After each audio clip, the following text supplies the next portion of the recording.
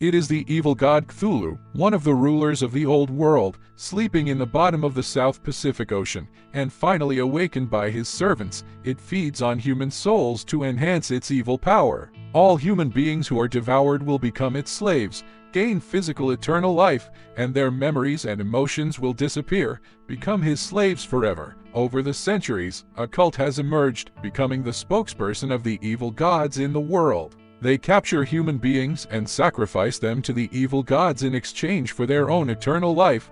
There was an accident. The blood of this woman named Juna could not be absorbed by the evil god. The Pope considered her as heretics. In order to control over the world, he killed those who resisted. Juna also came prepared, bearing the important task of continuing the reproduction of the human race. Her companions, hiding in the dark, began to shoot, and an arrow hit the Pope's vitals. At the same time, a seed of an evil god rolled down to the ground, approaching Juna unknowingly, and suddenly time and space intersected. When Juna woke up again, her body was covered with a layer of fleshy skin tissue. This was a pitch-black cave. After she climbed up with difficulty, she saw a huge meatball and green liquid. Did she just come out from here? The green letters on the wall seemed to be warning her that there were dangers everywhere. When Juna walked out of the cave, she suddenly found that the surroundings were covered with huge meatballs, strange creatures in the sky. One of the meatballs broke apart, and a human fell out of it. Juna went ahead and checked, discovered that he was her true love. They had failed in previous attempt to assassinate the Pope. The next moment, he was absorbed into the air by some force. It turned out to be Cthulhu. Juna had no choice but to watch him fall to the ground, and then kept struggling. And countless such unconscious puppets appeared around him. In a few seconds, he becomes one of them, and completely lost his previous memory.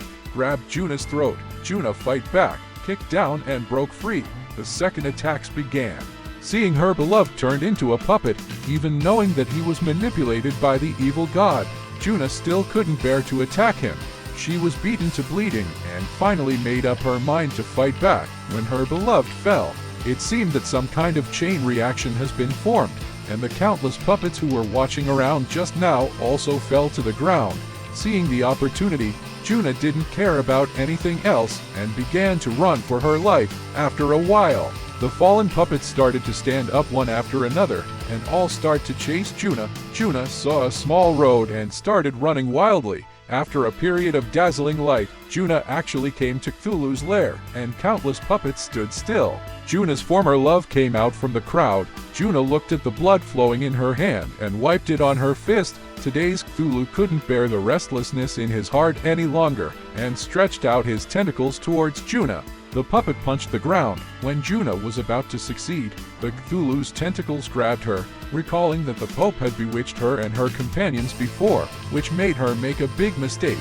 Now she decided to destroy all of this for a glimmer of life for the remaining human beings. When the evil god's seed touched Juna's blood, the power of the blood in her body finally awakened. The powerful psionic power was transmitted to the evil god's body, causing a huge explosion. After everything was done, the dying love is restored to his original self. At the last moment of his life, he still told Juna not to forget the original oath: destroy Cthulhu.